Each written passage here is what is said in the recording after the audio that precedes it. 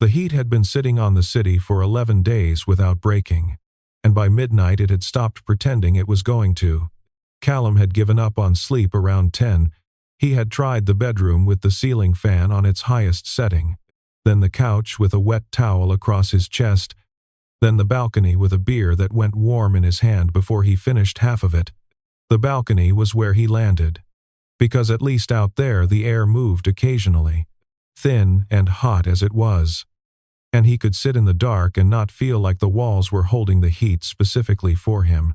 He was an editor by trade and by temperament, which meant he spent a significant portion of his working hours inside his own head. And he had learned over 4 years in this apartment that the balcony was the best place to be when his head was too full and his body too restless to be useful. He would sit out there with whatever he was drinking and think about whatever manuscript was open on his desk, or about nothing in particular. And the city noise would do the work that silence couldn't. Tonight, the city noise was the distant complaint of a bus, someone's air conditioning unit rattling on the floor below, and at 11:23, he checked his phone, out of habit. A knock at his front door. He sat up. Knocks at 11:23 were not common in his life. He was 33 years old and he kept reasonable hours, and his social circle had settled into the comfortable smallness of people who texted before showing up. He went inside, set his beer on the counter, and opened the door. Wren Solis was standing in the hallway in an oversized t-shirt and shorts, her dark hair down around her shoulders the way he had only seen it a handful of times before. She was holding nothing. No bag. No towel.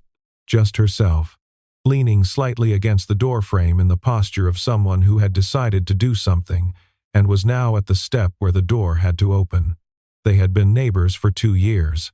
They had arrived at a specific, careful equilibrium hallway greetings. Elevator, small talk, the occasional package left on each other's mat when the other wasn't home.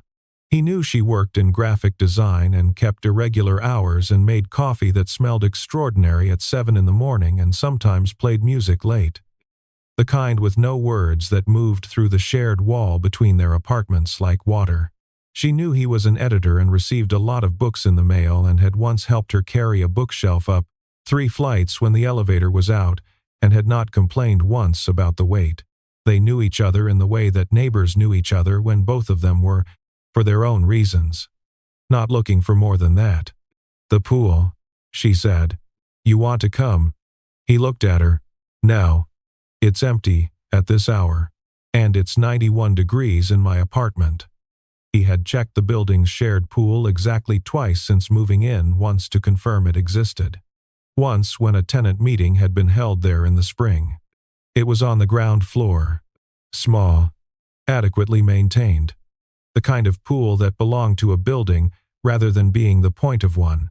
"Sure," he said, because it was 91 degrees in his apartment too, and because she was at his door at 11:23, and he was not going to be the person who said no to that. He grabbed his key and a towel from the bathroom. In the elevator, he noticed she was not carrying anything, no bag, no towel of her own. He did not say anything about this. They rode down in the specific, comfortable silence of people who had been in enough elevators together that the silence did not require filling. The pool area was lit by 2 underwater lights that turned the water a deep, improbable blue. The rest of the space was dark, a few plastic chairs, a locked equipment cabinet. The smell of chlorine and the particular warm concrete smell of a city night. Nobody else was there. Wren walked to the edge without ceremony and looked down at the water. Then she pulled her t-shirt over her head. She was wearing a bralette underneath. She stepped out of her shorts. She was wearing underwear that matched, which was not the point, but which was the kind of detail that settled somewhere in his peripheral vision and declined to leave. She looked at the water with the focused, decided expression of someone who had been planning this and was now executing it. And then she stepped off the edge and went under. Callum stood at the edge for a moment. Then he stripped to his boxers and followed her in. The water was cooler than the air by what felt like 15 degrees, and the relief of it was so immediate and complete that he stayed under for a long moment before surfacing. When he came up, Wren was already floating on her back in the center of the pool, her hair spreading around her head in the lit water, looking at the sky above the pool enclosure. "Better," she said. "To the sky, or to him?" "Yeah," he said. He swam a few easy laps while she floated. She joined him eventually, and they fell into a loose, unhurried pattern, sometimes swimming alongside each other, sometimes crossing, sometimes stopping at one end to catch their breath and talk about nothing in particular. The heat pressed down from above, but the water held it off. And the city went on doing its late-night thing on the other side of the building walls, and the whole thing had the quality of a parenthesis, a space between ordinary moments that didn't belong to either of them. They talked about the heat, and about the book he was editing, which was a debut novel about two brothers who hadn't spoken in 20 years and which kept resisting the ending it was supposed to have. She said she had been working on a brand identity project that she liked more than she'd expected to, and that was unusual enough to be worth mentioning. He asked what made it unusual, and she said the client actually knew what they wanted and trusted her to want the same thing, which in her experience was rare enough to count as an event. They were quiet for a while. The underwater lights hummed. "I love this city in the summer," she said. She was floating again, looking up. "This summer." He registered the phrasing without analyzing it. There was something in the way she said "this summer," not the way you said it when you were inside the thing, but the way you said it when you were looking at it from a slight distance, holding it up in the light, like a thing being evaluated, like a thing being kept. "It's a good building for it," he said. "The balconies face the right direction." "Yours does," she said. "Mine faces the parking structure." "Come use mine." She tilted her head in the water to look at him. The pool light made her eyes darker than usual. "If that was possible." "Yeah. Any time," he said, and meant it, and then was briefly aware that he had meant it with a specificity he hadn't entirely intended and could not now take back. She looked at him for a moment. Then she looked back up at the sky. "I'll take you up on that." They stayed another 20 minutes. At some point she swam to the edge and climbed out, and he handed her his towel without thinking about it. And she said thanks and dried her face and handed it back. He thought about mentioning that she hadn't brought one. He didn't mention it. They went up in the elevator wet-haired and quiet. The heat of the building, already working to undo what the pool had done. At their respective doors adjacent, the shared wall between them thin enough that he could sometimes hear her music, she stopped and looked at him. "Good swim," she said. "Yeah," he said. She went inside. He went inside. He stood in his kitchen for a moment, the towel still in his hand, and looked at the wall that separated their two apartments. 2 years of careful equilibrium, 2 years of knowing exactly how close was close enough. He had built that distance deliberately, and he had been right to build it, and he was still right. And he was also standing in his kitchen at midnight, thinking about the way she'd said this summer, not the summer. Not every summer, but this one, specifically, like it was already becoming the past. He put the towel in the bathroom. He went to bed. The ceiling fan moved the hot air around, and he lay in it and thought about the pool and the way the water had looked from below the surface. Everything above it rippling and blue, and the specific feeling of having been somewhere outside of normal time for an hour and now being returned to it. He fell asleep eventually, which surprised him. In the morning everything was exactly the same, which was the thing about nights like that. Callum was in the elevator at 7:50 with his coffee when the doors opened on Wren's floor and she stepped in holding her own mug in both hands. Her hair up now, wearing the kind of clothes that said she was going to work from home and intended to be comfortable about it. She looked at him. He looked at her. The elevator doors closed. "Morning," she said. "Morning," he said. They rode down together. He held the lobby door. She said thanks. He went to check his mail. She went in the other direction. By any external measure, nothing had changed. The thing that had changed was atmospheric. Interior. The kind of shift that registered nowhere except in the specific quality of attention two people paid each other in a 12-second elevator ride. He could not have explained it to anyone. He did not try to explain it to himself. He went back upstairs, opened his laptop, and spent 2 hours with the manuscript that kept resisting its ending. The two brothers in the book had not spoken in 20 years because of an argument that had started as something small and had become, through the alchemy of pride and time, something neither of them could name anymore. The book's problem, which Callum had been circling for 3 weeks, was that the author kept trying to resolve the argument. He kept writing scenes where one brother explained himself and the other brother listened and understood. The scenes were well written. They were not true. Callum had been trying to find a way to say this in his editorial notes that was useful rather than simply discouraging. He gave up on the notes around 10 and watered his balcony plants, which consisted of 2 terracotta pots of basil that had survived longer than he expected and a tomato plant that had not. Wren's balcony was directly next to his, separated by the building's decorative railing. Hers faced the parking structure, as she had said, which meant when she was on her balcony, she was facing the same direction he was out toward the street because there was nothing behind her worth looking at. He had never thought about this before. He noticed, while he was watering, that through the half-open sliding door of her apartment he could see the living room. He was not looking for anything specific. He saw it anyway, the stack of cardboard boxes in the far corner. 3 or 4 of them, the kind that came flat and were folded up when you needed them. They were folded up. They were in the corner that was otherwise occupied by the bookshelf she'd had him help carry up the stairs, which was not there. The bookshelf was not there. He watered his basil. He went inside. He did not know what the boxes meant. He did not know what the absent bookshelf meant. There were explanations, renovation, storage, reorganization that had nothing to do with what a person looking at folded cardboard boxes in the corner of a living room might immediately think. He was not going to think it. He had no basis for thinking it, and he was not going to do it. He made more coffee and went back to the manuscript. The banter, when it arrived the way it usually did, sideways, without announcement. As a byproduct of standing near each other long enough, it happened in the laundry room in the early afternoon, which was where building friendships went, either to deepen or to die, depending on the temperaments involved. Callum was moving his clothes to the dryer. Wren came in with a basket and looked at the machine he had just vacated and said, "You leave it on cold. It's 123 degrees, he said.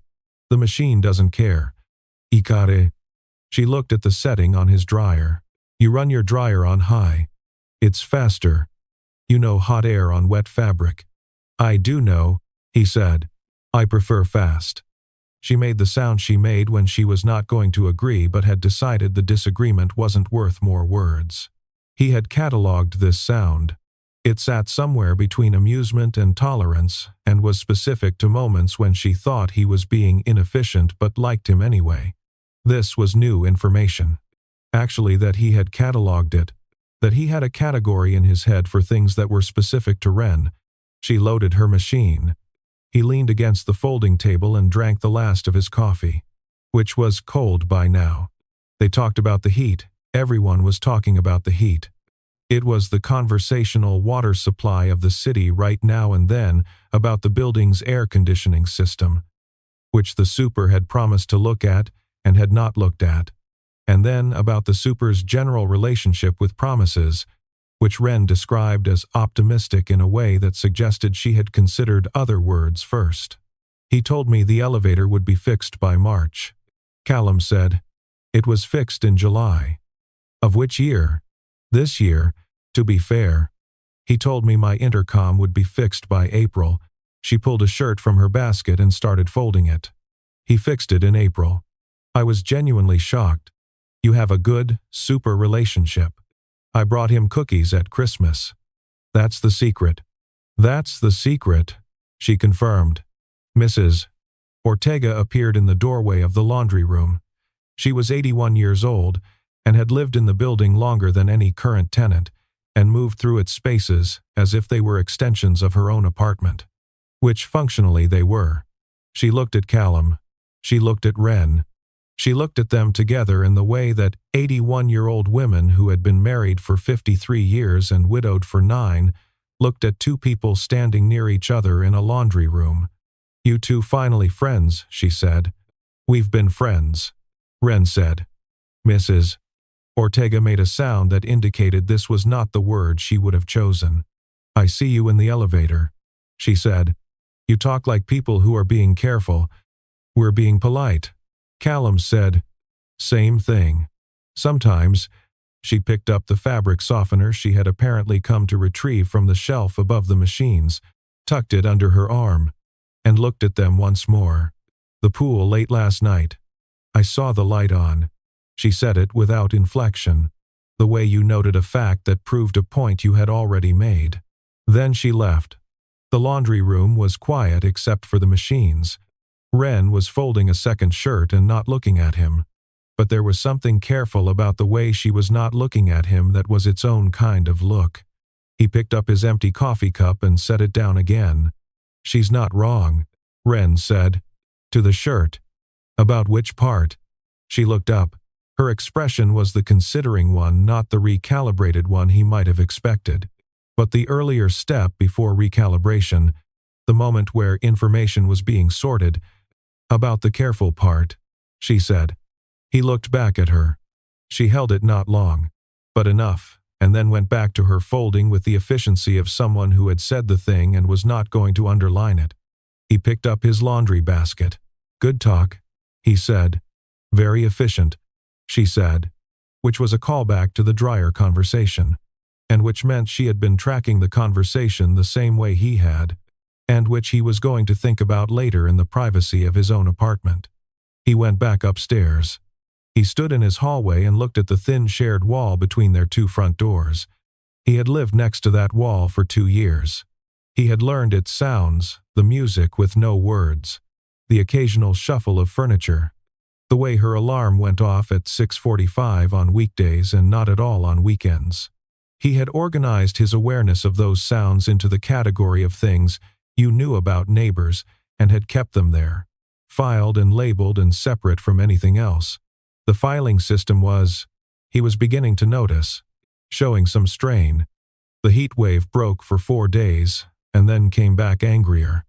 Wren knocked on his door on a Thursday evening with 2 cans of sparkling water and a document open on her phone, which she held up as explanation before he had fully processed that she was standing there. "Contract question," she said. "Freelance thing. You deal with contracts."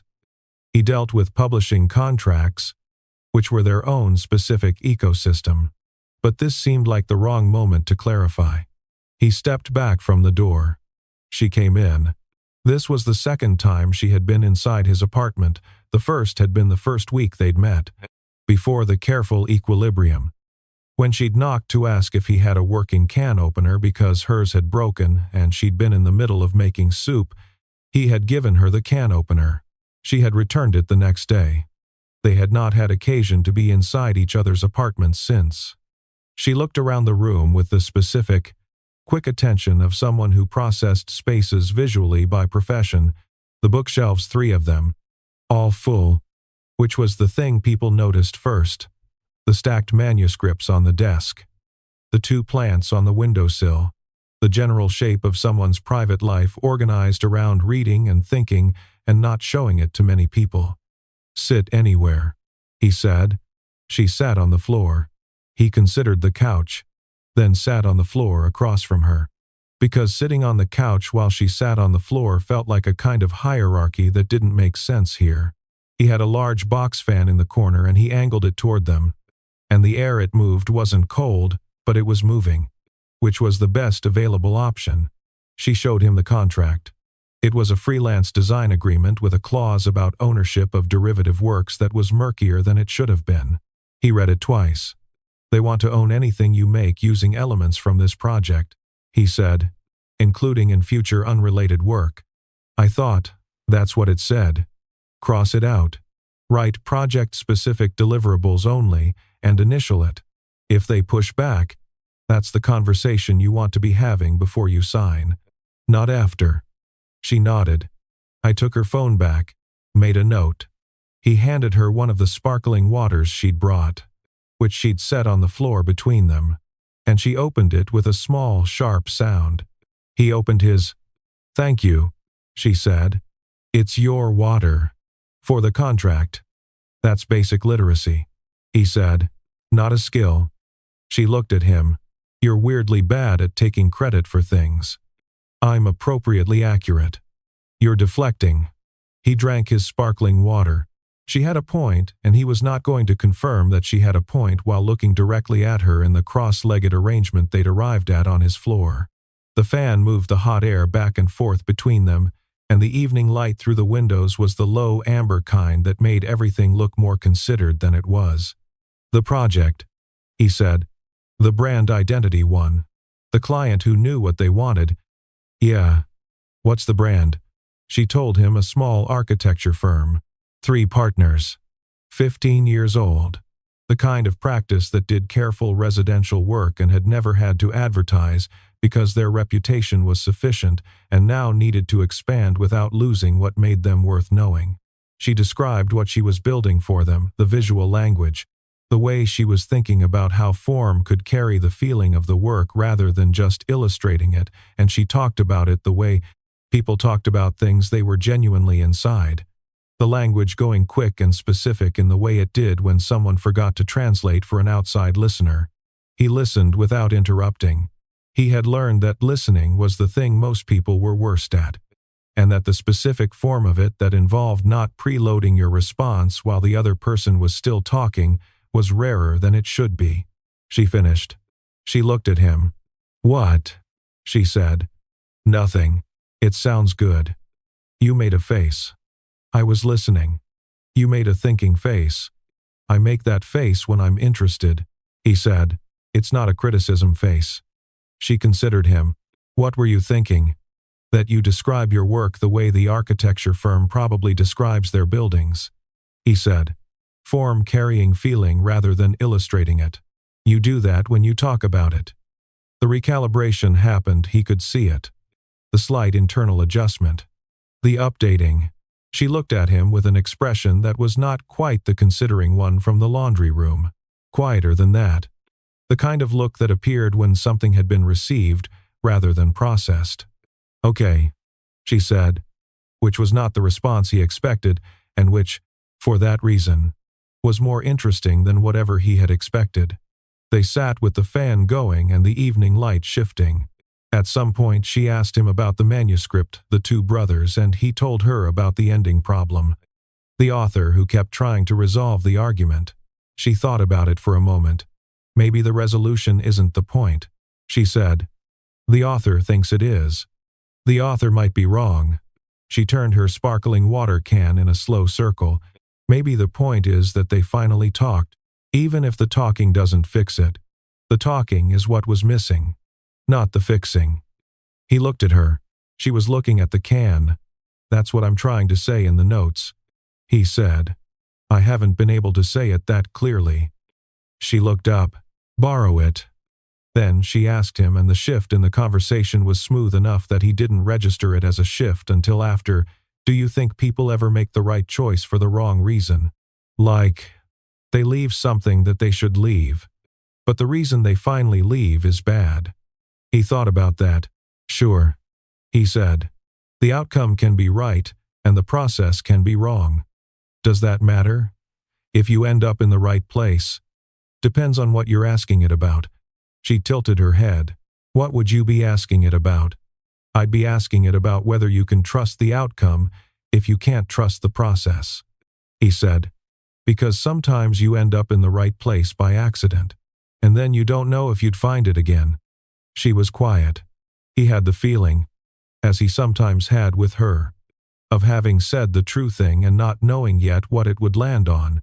What about people who leave good things to find out if there's something better, she said. Not because the good thing is wrong, just because they don't know what else is out there. He looked at her carefully. She was looking at her can again. Her expression open in a way she didn't usually allow it to be, not the directness she used as a public face, but something that was actually exposed. "That's harder," he said. "Why?" "Because you know what you're giving up." A pause. "And you don't know what you're getting. That's a real risk in a way that leaving a bad thing isn't." She nodded slowly. She stayed with that for a moment. He stayed with her, staying with it. "I think some people need to take that risk," she said finally. "Even if it's bad math." "Probably," he said.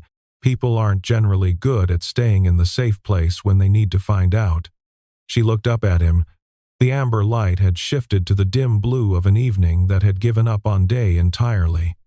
And in it her face had the particular quality of things that were clear only once you stopped looking at them directly. He was looking at her directly. He did not look away. She did not look away. The moment lasted long enough to be a decision. And then she looked down at her phone and said the contract question was sorted, and she should let him get back to his evening. She stood. He stood. She picked up her can. At his door she stopped and looked at him over her shoulder. "Thanks," she said, "for the contract and the other thing." "The other thing," he said. "The thing we were talking about." She held the door. It helped. She left. He closed the door. He stood in the middle of his apartment with the fan pushing the same hot air back and forth and thought about what kind of decision a person was making when they asked whether good math or bad math was the point. He thought about the boxes in the corner of her living room. He looked at the wall. He did not go knock on it. He went to his desk and opened his editorial notes and wrote, in plain language, that the resolution of the argument was not the point. That what the book needed was not an ending where everything was explained, but an ending where both brothers finally said the true thing, whatever the consequences were. That the talking was what had been missing, not the fixing. He wrote for 2 hours and the notes were the best he had written in months. He did not let himself think about why. She knocked on his door 4 days before the end of the month and said she needed help with boxes. He had almost asked, in the elevator the previous week, about the cardboard in the corner. He had found a reason not to each time she'd been on her phone. He'd been holding a manuscript. The elevator had arrived at his floor before the right moment appeared. The right moment. If he was honest with himself, he had appeared several times and he had chosen not to take it. He was good at choosing not to take moments. It was a skill he had been developing for approximately 2 years. She said she had packed some books and kitchen things she wouldn't need before the move. And would he help bring them to the storage unit in the basement? He said, of course. She handed him the top box from a stack of 4. The boxes were sealed and labeled in her handwriting, which was the small, precise kind that matched her professional work clear, economical, designed for legibility rather than personality. He carried the top box and she carried the second one and they went to the elevator. He saw the label on his box in the elevator. She had written the address in the top left corner, the way you did when you were shipping something or storing it with the destination in mind. The city name was in her precise handwriting, clear enough to read in the elevator's overhead light without trying. It was not this city. It was a city 400 miles south. And below the city name she had written a street address, and below that, in smaller writing, the date, the last day of the month. 6 days from now. He looked at the label. He looked at it for the full length of the elevator ride down, which was long enough to read it 3 times without the words changing. Wren stood next to him holding her box and looking at the elevator doors. The basement storage room smelled like concrete and the collected dry heat of an old building. They found her unit and set the boxes down. She had already brought several others down herself. He could see them stacked against the back wall. Same handwriting. Same destination. On the way back up, he said. The label. She looked at the floor indicator. I know. When were you going to say something? I was going to say something. A pause. Soon. The elevator arrived at their floor. They got out. They walked to her door and he stood in the hallway while she found her keys. And he looked at the door and waited until she had it open and turned around. How long, he said. I signed the contract 6 weeks ago. She said it plainly, without apology. The way she said things she had decided about. The job came through faster than I expected. It's a good opportunity. I wasn't going to say no because of, she stopped. Because of what? She looked at him. The hallway was lit by the overhead fluorescent that was slightly too bright and slightly too cold for conversations like this one. She held her keys in one hand and looked at him with the expression he recognized, least not the directness. Not the recalibration. Not the open thing from his floor. Something he hadn't had a name for before and was now beginning to suspect was the face she wore when she was holding something she had been holding a long time. You know there's something here, she said. You've known for a while. I've known for a while. He didn't disagree. And you haven't said anything, she said. In 2 years, you haven't said anything. Neither have I. She turned her keys in her hand. So I want to ask you something. And I want you to answer it honestly. Okay, he said. Why didn't you? He opened his mouth. She shook her head slightly. Not to stop him, to indicate the question was real. That she wanted the real answer. Not the available one. Take your time, she said. He took his time.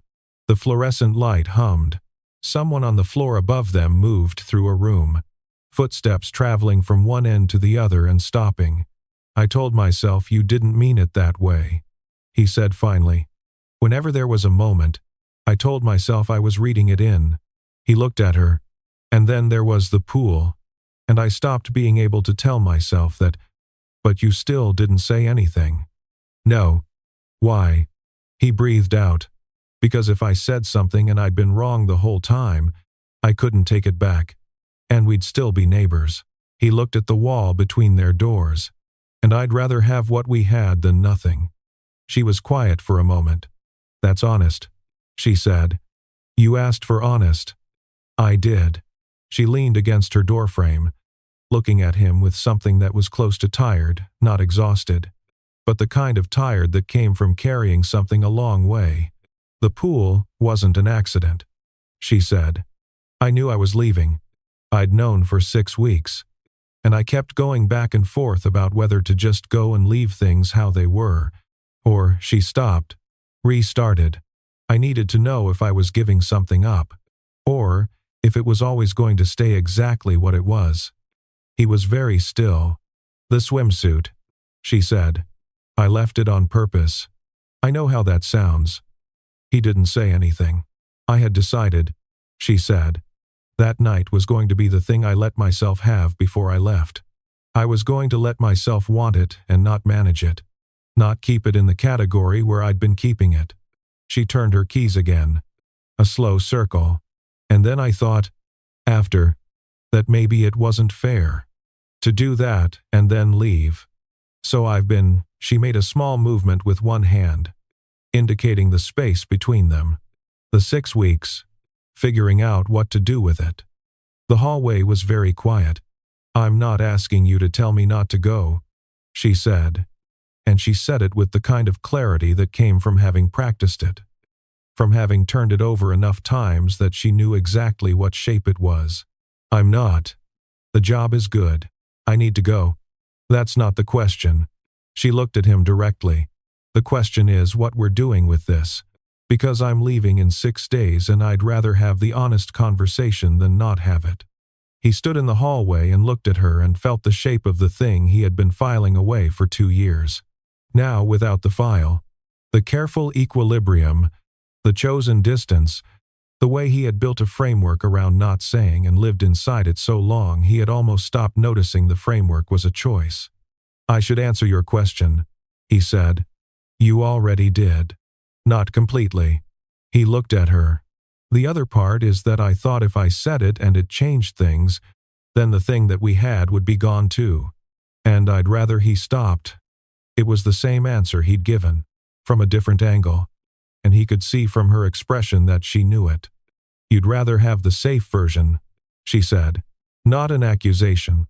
I thought I would, he said. She nodded slowly. She looked at her door.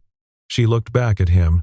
The held look, not the 3-second one, Not the careful one, something he had not seen before. Something that was exhausted and clear and not performing anything. "Come over for dinner," she said. "Tomorrow. I'm not making any decisions about what that means. I just want to have dinner with you before I go." He stood in the hallway. "Yeah," he said. "I'll come." She went inside. He went to his door and stood with his key in the lock and did not turn it for a moment. He looked at the shared wall between their apartments. The thin plaster and old insulation and 2 years of carefully filed sounds.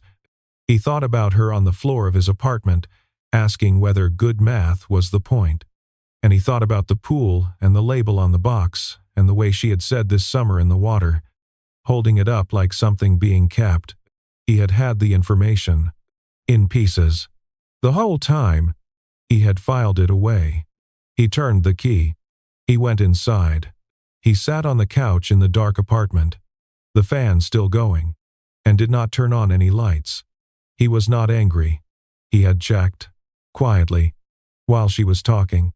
And the thing that was moving through him was not anger.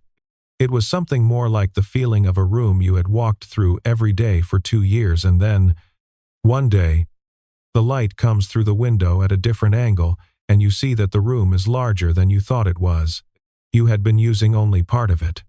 He sat with that for a while. He thought about the 2 brothers in the manuscript, and the author who kept trying to write the scene where everything was explained and resolved and settled. He thought about what he had written in his editorial notes. The talking was what was missing, not the fixing. He got up. He went to the wall. He did not knock on it. Not tonight. Tonight he sat with the knowledge and let it be the shape it was, without trying to make it smaller or explain it into something manageable. Tomorrow there was dinner. After dinner there would be the conversation. After the conversation there would be whatever there was. He did not know what that was. He thought that was okay. He turned the fan off. The room was hot and still. Through the wall he could hear, faintly, the music she played late at night, the kind with no words, moving through the plaster like water. He sat in it and listened. She made pasta. He noticed this because it was the kind of detail that settled the question of how serious a thing was she had not ordered in, had not made something simple and apologetic, had cooked an actual meal with actual effort on a Thursday evening 6 days before she was going to leave the city. The apartment smelled like garlic and something herbed, and the kitchen showed the evidence of real work in the form of a cutting board with onion remnants and a pot still on the stove and a dish towel folded over. The oven handle at the angle of something used and set down. He brought wine, which she opened without ceremony and poured into 2 glasses that did not match, which seemed right. They ate at her small table by the window. Her apartment was in the process of becoming an outline of itself, the bookshelf gone, the walls with lighter rectangles where frames had hung, the kind of intentional stripping back that happened when a person was already partly elsewhere. What remained had the quality of things kept for last, a few plants.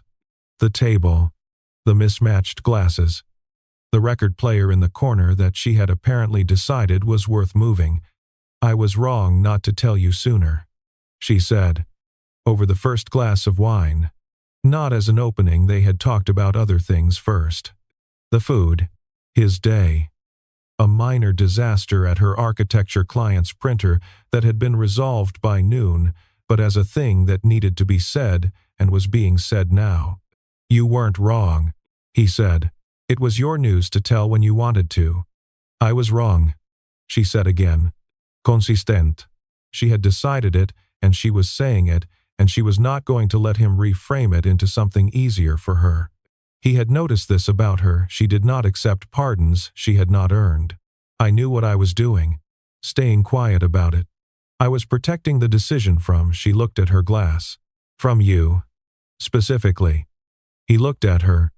"I thought if you knew, and you said something," she turned the glass once. "I didn't trust myself to make the same call."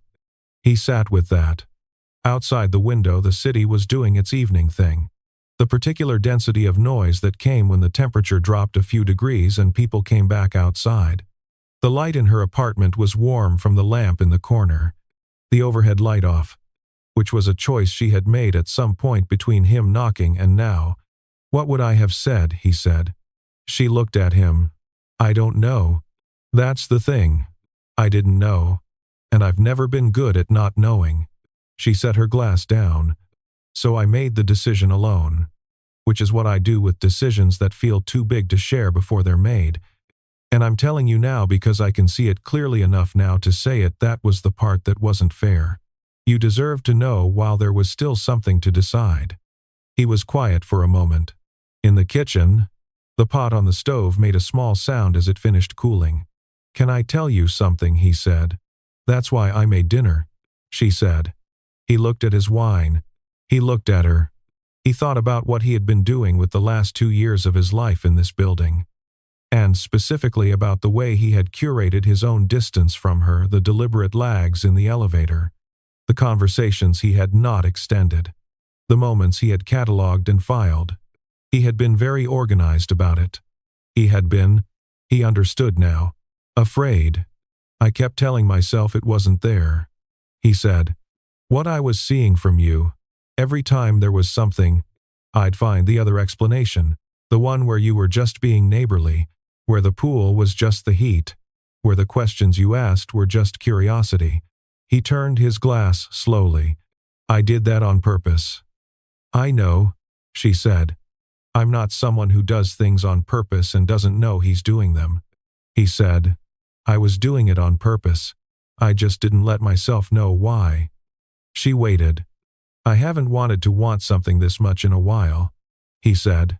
"And I didn't know what to do with that except not look at it." The room was very quiet. The lamp in the corner threw a long shadow across the table between them, and in it her face was the clearest it had ever been to him, not because the light was good, but because nothing was being managed. "And now," she said, "now I'm looking at it." He met her eyes. 6 days late. She picked up her wine glass and held it without drinking from it. "I'm still going," she said. "I know. I need to go. I'm not leaving because of this. I'm not staying because of this." "I know," he said. "I'm not asking you to change it." "Then what are you?" "I'm answering your question," he said. "From the hallway, you asked why I didn't say anything. This is the whole answer. Not just the safe version. The whole thing." She looked at him. The recalibration, but different this time. Slower. Something that was less about information and more about weight. She set her glass down. "Okay," she said. "Okay," he said. They finished dinner. They washed the dishes together in her kitchen, standing side by side at her sink, and talked about small things, the architecture firm, the brothers in the manuscript, whether the building was going to get a new super before winter. The conversation had the specific quality of things said in the aftermath of the true conversation, when both people know the hard part is done and can breathe into the space it made. She handed him a dish. He dried it. Their hands were close enough that the back of his hand grazed hers, and neither of them moved away. He came back the next evening, and the one after that. Not to talk about anything specific, the talking had been done. The true things had been said, and there was no more filing to maintain. He came because she had 5 days left and he had been wasting the previous 2 years and he was not going to waste 5 days. They sat on his balcony because hers faced the parking structure and his faced the street. And she had taken him up on the offer he had made in the pool, the any time that had meant more than he'd let himself know. They talked the way they had always been able to talk, sideways. Adjacent. The conversation going somewhere interesting without either of them having to aim it. She told him things about her work she hadn't told him, the specific frustrations and satisfactions of it. He told her about the manuscript, how the ending had finally become clear, how he had written the editorial notes and the author had called him to say the notes were right and also they were the worst thing anyone had ever said to her. They laughed about that. The evening air moved and it was still warm, but the heat wave had finally broken and the warmth now was the regular kind, the manageable kind. On the second evening she fell asleep in the chair on his balcony for 40 minutes while he read, and he let her sleep. and when she woke up she looked at him with the uncomposed face of someone who had been caught in an unguarded moment and had decided not to mind. "You should have woken me up," she said. "You needed the sleep. It's your balcony." "It's a chair," he said. "You can use the chair." She looked at him for a moment with an expression he was still learning the full shape of. Then she looked at the city below and said, without looking back, "I'm going to miss this building." "Which part?" he said. She was quiet for a moment. "You know which part," she said. He did. On the last night before moving day, the pool light came on at 11. He saw it from his balcony. He had been sitting out there, not waiting. Or telling himself he wasn't waiting with a book he had been reading the same page of for 20 minutes when the light came on below and turned the water that particular improbable blue. He went inside and got his key. She was already in the water when he got there.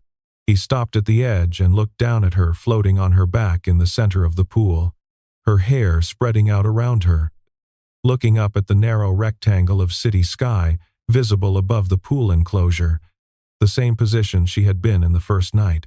This time she had a towel on the pool chair, a bag by the door, a swimsuit. He changed in the equipment room and got in. The water was cooler than the air, but not by as much as the first time the heat wave was gone and the city had returned to its summer default. Warm and bearable, the kind you lived in without noticing. He surfaced and she was still floating, looking at the sky. "Hey," he said. "Hey," she said. He swam easy laps. She floated. Then she swam, and they fell into the same loose, unhurried pattern of the first night, sometimes alongside each other, sometimes crossing. The pool too small for it to be anything but intimate, and both of them aware of it and not managing it. The city went on outside the walls. The light hummed in the water. At some point, they stopped at the shallow end and stood, the water at their chests, and looked at each other in the blue pool light. He was aware of how close they were and had stopped trying to account for it. "I have your email," she said. "You do. And you have mine. I have yours." She looked at him. The water moved between them in small ripples from their breathing. "I don't know what this looks like from here," she said. "I want to be honest about that. I don't know what it looks like." "Neither do I," he said. "But I want to find out," she said. And that was the most direct she had been, in all the direct things she had said. And he recognized it as the specific courage of someone who was not going to protect themselves from the answer. "So do I," he said. She moved through the water and kissed him. And it was the kind of first kiss that was also, in some sense, late, not too late, but late enough to carry 2 years of not doing and doing it now. The particular warmth of something finally allowed. He put his hand on her jaw, and the water moved around them, and the pool light held them in its blue. When they separated, she looked at him with the expression he had been learning, the one that was not composed and not performing anything. And she said nothing. He said nothing. They stood in the shallow end of the building pool at almost midnight, the city outside going on with its own business. And it was quiet in the way of things that had finally reached the shape they were supposed to be. They swam for another half hour. She climbed out first this time, and he handed her the towel she had brought, and she said thanks. And he said, of course. And they both knew the echo. At their doors. She looked at him over her shoulder. "Same time next summer," she said. "Next summer," he said. "Or before." She smiled, not the small, composed one. The other one. The one she gave the city from his balcony when she thought he wasn't looking. "Or before," she said. She went inside. He went inside. He stood in the middle of his apartment in the dark and listened to the sounds from next door the last night she would make them. The water running. A cabinet closing. The music with no words starting low and moving through the plaster wall between them. He sat at his desk. He opened the manuscript. He turned to the last chapter, the one that had finally been rewritten. The brothers in a room together saying the true things, not because it fixed anything, but because it was the only thing left to do that was worth doing. He read it through once. It was good. It was the truest the book had ever been. He thought about how long it sometimes took to say the simple thing, how much architecture a person built around it, the careful distances, the filed sounds, the chosen equilibrium, and how the architecture could stand for years.